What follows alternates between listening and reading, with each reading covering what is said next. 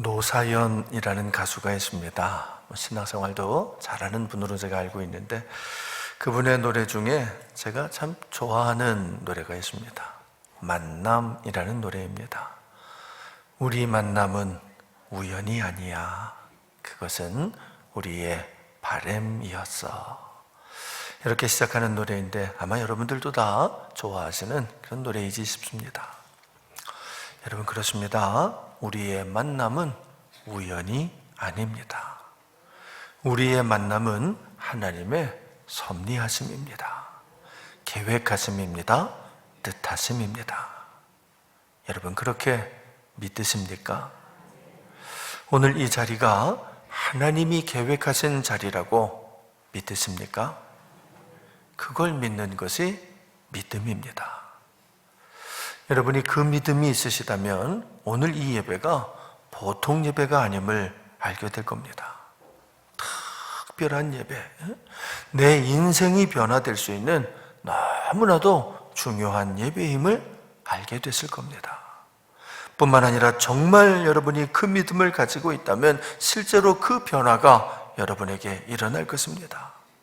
오늘 충만한 은혜를 받게 되실 거고, 그래서 그 마음이 변하고 가정이 변하고 삶이, 인생이 변하게 됐을 겁니다. 하지만 똑같은 날, 똑같은 시간에, 똑같은 장소에서 똑같이 예배를 드려도 그 결과는 사람마다 다 틀립니다. 어떤 분들은 큰 은혜를 받아서 그 마음이 정말 변하게 될 겁니다. 마음이 변하니 생각이 변하고, 생각이 변하니 삶이 변하고, 삶이 변하니 인생이 변하게 될 것입니다. 하지만 어떤 분들은 아무런 변화 없이 예배를 마치게 될 겁니다. 늘 드리는 예배, 지금껏 수없이 드려온 예배, 그 예배를 또 한 번 드린 것에 지나지 않을 것입니다. 왜 그럴까요? 아니, 어떻게 하면 은혜 받는 예배를, 변화되는 예배를 드릴 수가 있을까요? 마태복음 13장에서 예수님께서 씨 뿌리는 자의 비유를 말씀하셨습니다. 똑같은 씨를 밭에 뿌렸지만 밭의 상태에 따라서 그 결과가 다르게 나타났다는 말씀입니다.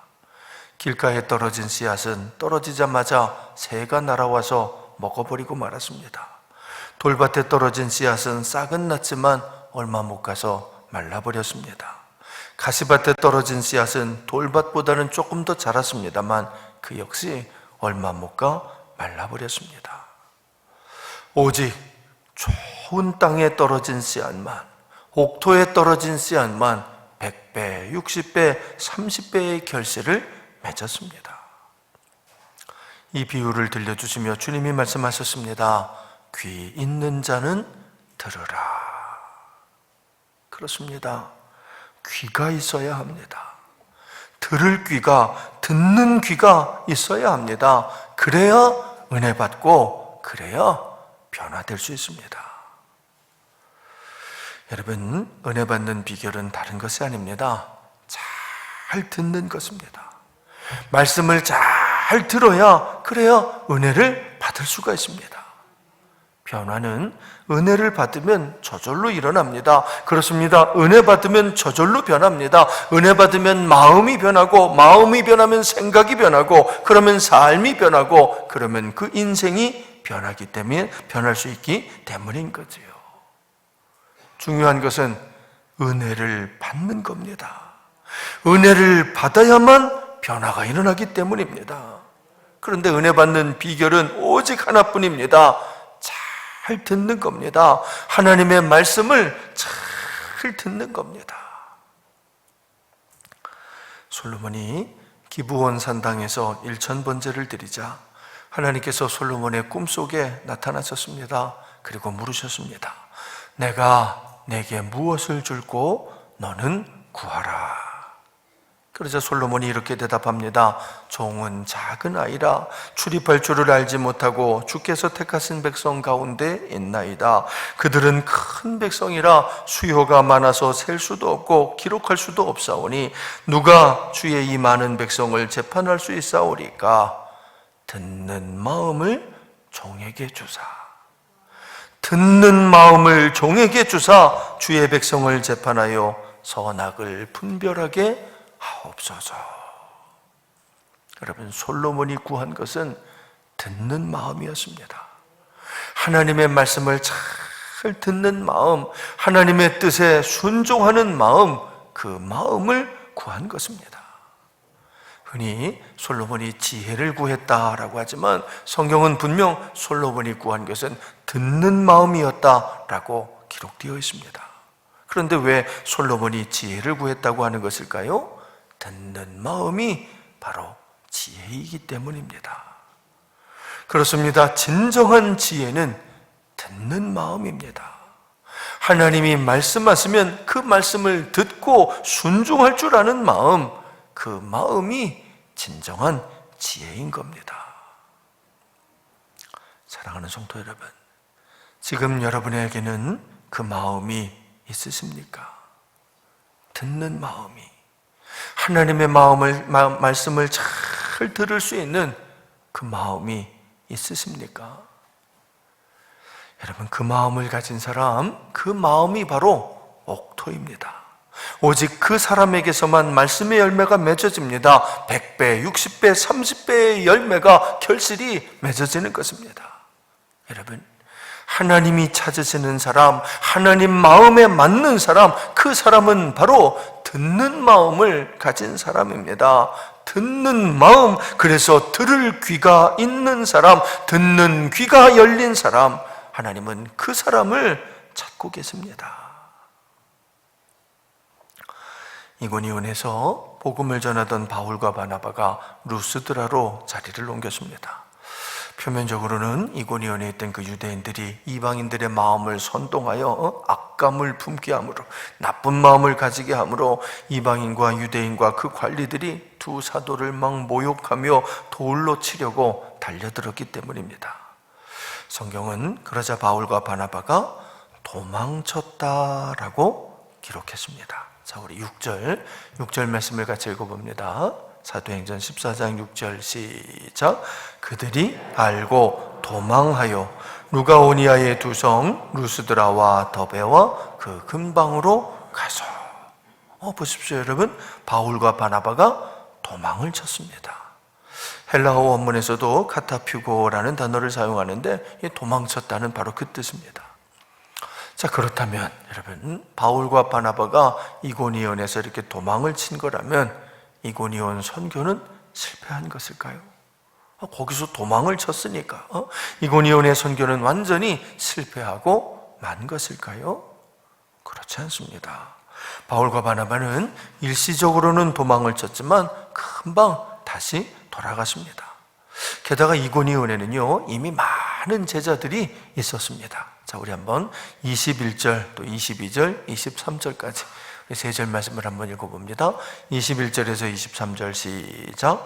복음을 그 성에서 전하여 많은 사람을 제자로 삼고 루스드라와 이고니온과 안디옥으로 돌아가서 제자들의 마음을 굳게 하여 이 믿음에 머물러 있으라 권하고, 또 우리가 하나님의 나라에 들어가려면 많은 환난을 겪어야 할 것이라 하고, 각 교회에서 장로들을 택하여 금식기도 하며 그들이 믿는 주께 그들을 위탁하고. 이 말씀 우리 다음 시간에 봅니다만, 사도 바울 일행이 이제 다시 전도 여행을 마무리 지면서 돌아가는 길인데, 돌아갈 때 이제 그곳에 들렸다는 얘기입니다. 근데 그게 얼마 안 지나서예요, 여러분. 바울과 바나바가 금방 다시 이고니온으로 돌아간 겁니다. 돌아가서는 제자들의 마음을 굳게 하고 이 믿음에 머물러 있으라. 그러니까 이 믿음을 잘 지키라고 권면한 것입니다. 뿐만 아니라 그 교회에서 이고니온을 비롯한 새로 개척한 그 갈라디아의 교회들에서 장로들을 택하여 주님에게 위탁했습니다. 여기서 장로를 택했다는 것은 각 교회에서 그 교회를 치리하고 지도할 지도자를 선택했다는 뜻입니다.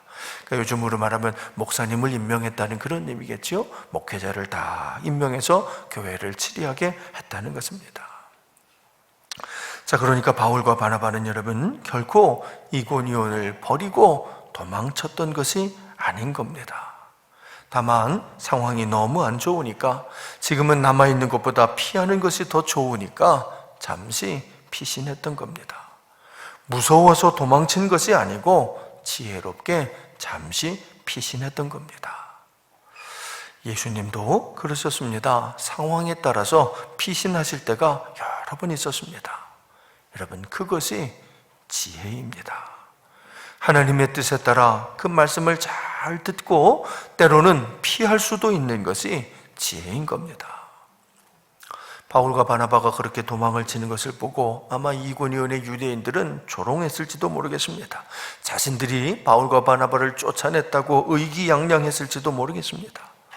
어쩌면 바울과 바나바는 도망치고 싶지 않았을지도 모르겠습니다. 그냥 끝까지 남아서 죽으면 죽으리라 그러면서 이고니온에 있는 제자들과 함께 같이 있고 싶었을지도 모르겠습니다. 아니, 틀림없이 그랬을 겁니다. 하지만 하나님이 가라고 하시니까, 하나님께서 떠나라고 하시니까 마지못해 순종하는 마음으로 떠난 것입니다. 바울과 바나바는 듣는 마음을 가졌으니까 하나님의 말씀을 잘 듣고 순종한 것입니다. 그러고 싶지 않아도, 비록 그 일이 자존심이 상하는 일이라고 해도, 비록 조롱받을 일이 된다고 할지라도 그래도 순종한 겁니다. 이고니온을 떠난 바울과 바나바는 약 한 40km 정도 떨어진 곳에 있는 루스드라에 도착했습니다. 루스드라는 이고니온에 비하면 아주 작은 마을입니다. 이고니온은 그래도 좀 도시 지역인데 여기는 아주 시골 작은 동네인 거지요. 그래서 이 루스드라에는 유대인들의 그 회당도 있지를 않았습니다. 비시디아 안디옥에도 회당이 있었고 이고니온에도 회당이 있어서 바울과 바나바가 거기부터 가서 이렇게 복음을 전했는데 루스드라에는 그런 회당도 없는 거지요. 그러자 바울과 바나바는 직접 거리로 나가서 노방 전도를 시작했습니다. 여러분, 사실 이 루스드라는 말도 이렇게 잘 통하지 않는 그런 동네입니다. 당시 로마 제국 전역에서 주로 통용되는 언어는 헬라어하고 라틴어였습니다.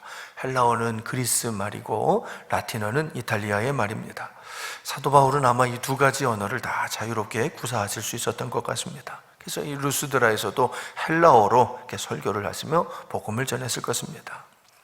그런데 그 루스드라 사람들이 주로 사용하는 말은 루가오니아의 방언이었습니다. 그러니까 루가오니아라고 하는 것은 그 지역의 고대 명칭입니다. 우리나라를 지금은 대한민국 그러지만 예전에는 이게 좀 조선이다, 고려라 이랬던 것처럼 이 루스드라라고 하는 것은 지금은 그 당시 바울 당시에는 갈라디아 지역에 이렇게 속한 땅이지만 갈라디아로 이렇게 편입이 되기 전에는 루가오니아 왕국이라고 하는 그 왕국이 있었는데 그때 쓰던 그 언어, 그 시골 말을 여전히 그대로 사용하는 동네가 루가오니아, 이 루스드라였다라는 거지. 아무튼 그 작은 시골 동네에서 바울과 바나바가 열심히 복음을 전했습니다. 하지만 대다수 사람들은 별 관심을 보이지 않았던 것 같습니다. 그런데 그 중에 한 사람이 특별한 반응을 보이기 시작했습니다. 그 사람은 하반신이 마비된 장애인이었는데 선천적으로 이 장애를 가진 사람이었습니다. 하여튼 그 한 사람, 오직 그 사람만 바울의 설교를 잘 듣고 있었던 거지. 그래서 바울이 보니까 그 사람은 정말 마음을 탁 열고 복음을 받아들이고 있다는 것이 확실하게 느껴졌습니다. 여러분, 설교자가 여기서 이렇게 보면 여러분이 설교를 잘 듣고 계신지 안 듣고 계신지가 이게 보여요. 눈으로 보이는 것보다도 마음으로 느껴져요. 영으로 소통하면서 커뮤니케이션이 이루어지면 쫙 서로 간에 이렇게 성령의 감동하심이 느껴지는 거죠. 오늘 바울도 그랬던 거예요. 자, 우리 8절과 9절 두 절을 같이 읽어봅니다. 8절 9절 시작.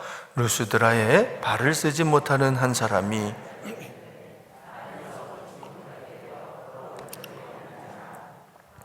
말하는 것을 듣거늘 바울이 주목하여 구원받을 만한 믿음이 그에게 있는 것을 보고 바울이 탁 보니까 저 사람은 구원받을 만한 믿음이 있구나. 이 루스드라 이 동네에 구원받을 만큼 큰 믿음을 가진 사람이 여기 있구나 라고 하는 게 느껴졌다는 거죠.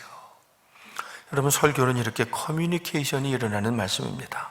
설교가 일방적으로 이렇게 저만 이렇게 쭉 얘기하는 것 같습니다만, 사실은 말하는 사람과 들으시는 여러분들 사이에서 동시에 성령이 역사하셔서 같은 이렇게 영감을 받게 되는 아주 특별한 시간, 특별한 말씀입니다. 요즘 코로나19로 인해서 영상으로 예배 드리시는 분들이 많은데 참 안타까운 일입니다. 그렇게라도 예배를 드리는 것이 그나마 다행이긴 합니다만은, 그러나 그래서는 온전한 예배가 되기가 참 어렵습니다. 왜냐하면 그렇게 영상으로 드리는 예배에는 이 커뮤니케이션이, 설교자와 회중 간의 커뮤니케이션이 일어나기가 어렵기 때문입니다. 설교자와 청중들 간의 소통이 일어나야, 그래야 강력한 성령의 역사하심을 경험할 수가 있는데 그게 어려운 거지요. 그러니까 여러분, 할 수만 있거든 꼭 이렇게 예배 현장에 나와서 예배를 드리도록 하십시오. 요즘 상황이 워낙 그래서 불가피하게 어쩔 수 없이 그러는 것, 안 드리는 것보다는 그렇게라도 드리는 것이 낫겠습니다만, 그러나 할 수만 있으시거든 꼭 현장 예배를 드리십시오. 여러분, 천국 가는 그날까지 모이기를 패하는 어떤 사람들처럼 되지 마시고 열심히 모여서 예배 드리시는 우리 교문교회 우리 성도들이 되시기를 축원드립니다. 그래요. 바울도 그랬던 거지요. 그날 설교를 하는데 커뮤니케이션이 탁 일어난 겁니다. 성령의 감동하심이 쫙 느껴집니다. 그래서 바울이 보니까 저 사람은 저 마음에 구원받을 만한 믿음이 있구나, 이게 확실하게 느껴진 거예요. 그래서 저 사람은 구원해야 되겠다, 반드시 구원시켜야 되겠다, 이렇게 딱 마음을 먹고 바울이 큰 소리로 외칩니다. 자, 우리 10절 말씀을 같이 읽어봅니다. 시작. 큰 소리로 이르되 네 발로 바로 일어서라 하니 그 사람이 일어나 걷는지라. 기적이 일어난 겁니다. 선천적으로 하반신이 마비되었던 그 장애인이 하나님의 말씀을 듣고는 일어서서 걷게 된 것입니다. 할렐루야. 이것이 하나님 말씀의 능력입니다. 우리 하나님의 말씀에는 이와 같은 능력이 있는 줄로 믿습니다. 하나님은 이 세상을 말씀으로 창조하셨습니다. 여러분, 그렇기 때문에 세상은 말씀대로 되게 되어 있는 것입니다. 하나님이 빛이 있어라 그러면 빛이 생기는 겁니다. 하나님이 일어나 걸어라 말씀하시면 일어나 걷게 될 줄로 믿습니다. 그런데 왜 나는 안 되는 것일까요? 왜 나는 하나님의 말씀을 듣는데 그런 기적이 내게는 일어나지 않는 것일까요? 믿음이 없기 때문입니다. 말씀을 듣기는 들어도 믿지는 못하기 때문에 안 되는 겁니다. 여러분, 믿음은 들음에서 나는 겁니다. 말씀을 잘 들어야 믿음이 생기는 겁니다. 그런데 듣지를 않으니까, 듣는 것 같은데 들을 귀가 안 열렸으니까, 듣는 것 같기는 한데 듣는 귀가, 들을 귀가 없으니까 열매가, 결실이 맺어지지를 못하는 겁니다. 루스드라에는 수많은 장애인들이 있었을 것입니다. 비단 장애인들만이 아니라 문제를 가지고 있는 사람들이 수없이 많이 있었을 것입니다. 바울은 그들 모두에게 말씀을 전했습니다. 복음을 증거했습니다. 능력의 말씀을, 천지를 창조하신 하나님의 말씀을 최선을 다해 전했습니다. 하지만 듣는 사람은 오직 한 사람뿐이었습니다. 오직 한 사람만 그 말씀을 듣고 구원받을 만한 믿음을 가지게 된 것입니다. 여러분, 그래서 오직 그 한 사람만 은혜를 받았습니다. 큰 은혜를 받았습니다. 그러자 그 인생이 달라진 것입니다. 그 삶이 달라진 것입니다. 물론 그 사람 외에도 은혜 받은 사람들이 더 있었을지도 모릅니다. 여러분, 사실 이 루스드라가 나온 최고의 인물은 디모데입니다. 그렇습니다. 이 루스드라는요, 디모데의 고향입니다. 그러니까 하나님께서 바울과 바나바를 이 루스드라로 보내신 이유는, 가장 중요한 이유가 필경이 디모데 때문이었을 것입니다. 여러분, 디모데는 바울이 가장 아끼고 사랑하는 제자가 되는 사람입니다. 바울은 디모데를 신실한 아들이라고 불렀습니다. 믿음 안에서 참 아들 된 디모데라고도 불렀습니다. 바울에게 디모데는 아들과 같은 사람이었다는 거지요. 여러분, 그래서 나중에 보면 바울이 데살로니가 교회 문제가 있을 때 데살로니가 교회를 디모데에게 맡깁니다. 에베소 교회를 떠날 때는 에베소 교회를 디모데에게 맡겼던 거지요. 그만큼 믿고 사랑했던 제자가 디모데인 겁니다. 그 디모데를 처음 만나는 곳이 바로 이 루스드라입니다. 아마 이 장애인을 이렇게 세우는 순간에 디모데도 거기서 그 장면을 보고 있었을 것입니다. 어쩌면 그 사건이 디모데가 바울을 따르게 된 결정적인 사건이 되었을지도 모르겠습니다. 여러분, 하나님께서 어째서 바울과 바나바에게 이고니온에서 도망치라고 말씀하셨을까요? 하나님께서는 어째서 바울과 바나바를 그 먼 시골 마을 루스드라로 가게 하신 것일까요? 선천적으로 하반신이 마비된 이 장애인을 만나게 하시려고, 그래서 그 인생을 변화시켜 주시려고, 또한 디모데를 만나게 하시려고 디모데의 어머니 유니게와 할머니 로이스를 만나게 하시려고, 그래서 그 갈라디아 지역에 은혜로운 루스드라 교회가 세워지게 하시려고 그러신 겁니다. 오늘 왜 하나님께서는 저를 이 자리에 세우셨을까요? 오늘 왜 하나님께서는 여러분을 이 자리에 앉히셨을까요? 여러분도 은혜 받으라고, 은혜 받아서 새 인생 살라고 이 자리로 불러주셨는 줄로 믿습니다. 우리의 만남은 우연이 아닙니다. 우리의 만남은 하나님의 섭리입니다. 하나님의 계획하심입니다. 하나님의 뜻하심입니다. 그걸 믿는 사람은 그 믿음대로 될 것입니다. 선천적 장애에서도 벗어나 새 인생을 살게 되실 것입니다. 어떤 모습으로 태어났든지 하나님이 새로운 인생으로 변화시켜 주실 것입니다. 희망 없는 시골 동네에서 위대한 목회자 디모데가 될 수 있게 변화시켜 주실 것입니다. 그 외에도 얼마나 많은 사람들이 변화되었는지 모릅니다. 여러분, 그것이 하나님의 섭리, 하나님의 계획, 하나님의 뜻이었던 것입니다. 하지만 여러분, 똑같은 바울의 설교를 들으면서도, 똑같은 기적을 보면서도 다른 생각을 하는 사람들이 있었습니다. 여러분, 그들은 바울과 바나바를 보면서 제우스와 헤르메스를 생각합니다. 자, 우리 11절 또 12절 두 절 말씀을 같이 읽어봅니다. 11절과 12절 시작. 무리가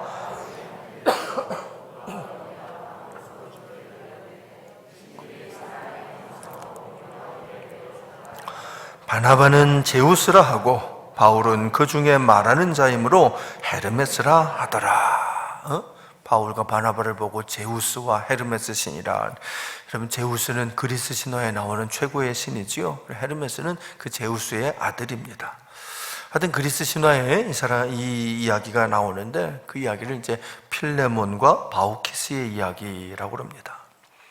이게 무슨 내용이냐면, 제우스와 헤르메스가 인간의 모습을 하고 이렇게 세상을 찾아왔는데 사람들이 대접을 잘 안 했다는 거예요. 그래서 이 제우스가 화가 나가지고는 다 홍수가 일어나게 해서 그 마을 사람들을 다 멸망시켰답니다. 근데 오직 그 마을에서 필레몬과 바우키스라는 가난한 부부만 그들을 잘 대접을 했대요.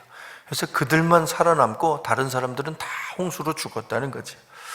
그 다음에 이 제우스가 필레몬은 참나무가 되게 하고 바우키스는 보리수가 되게 해서 영원히 살게 했다, 뭐 그런 얘기입니다. 여러분, 루스드라 그 사람들이 그 장애인이 탁 고침받는 것을 보고는 저분이 제우스구나, 저분이 헤르메스구나, 그렇게 생각을 하는 거예요. 이 이야기를 탁 떠올린 거죠. 그래서 바울과 바나바를 제우스다, 또 헤르메스라고 생각을 하고 그분들이 인간의 모습으로 다시 찾아왔다고 생각을 하는 거예요. 여러분, 그게 반가웠을까요? 무서웠을까요? 그 제우스가 와서 제대로 대접 안 하니까 어떻게 했다는데, 홍수가 나서 다 죽여버렸다는데 무서웠겠어요? 반가웠겠어요? 무서웠겠지.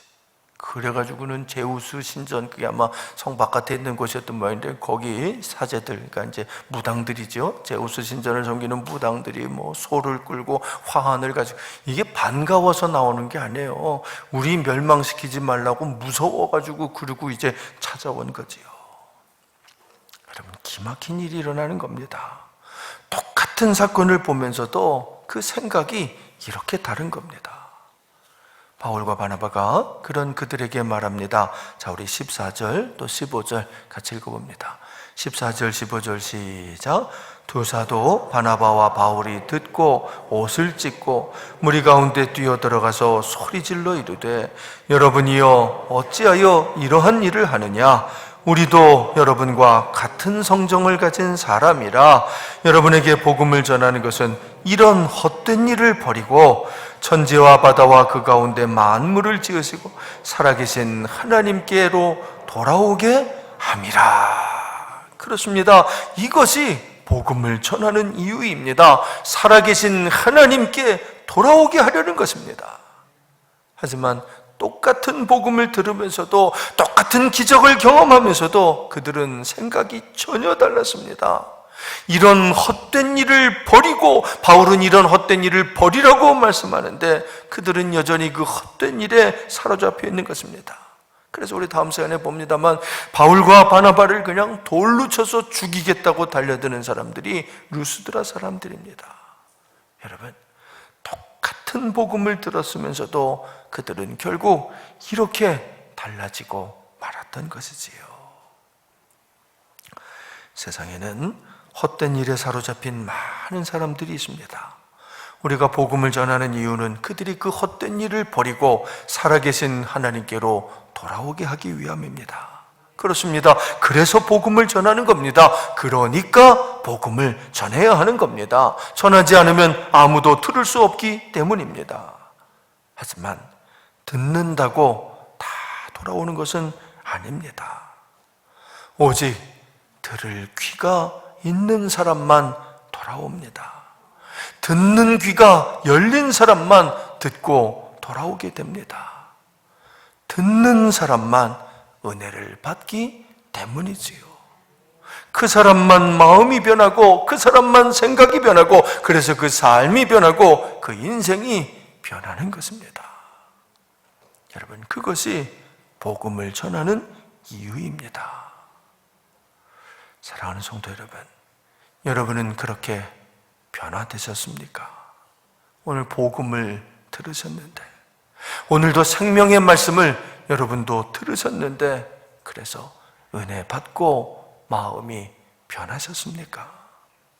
그래야 합니다. 예배를 드렸으면 마음이 달라져야 합니다. 완악했던 마음이 온유하게 변해야 합니다. 교만했던 마음이 겸손하게 변해야 합니다. 그래서 새로운 생각이 일어나야 합니다. 그래서 새로운 삶을 살아내서야 합니다. 그래야 새로운 인생이 될 수 있기 때문입니다. 여러분, 잘 들읍시다. 우리 하나님의 말씀을 잘 들읍시다. 그래서 우리도 변화된 삶을, 변화된 인생을 살아가게 되시기를 주님의 이름으로 축원드립니다. 우리 함께 기도합니다.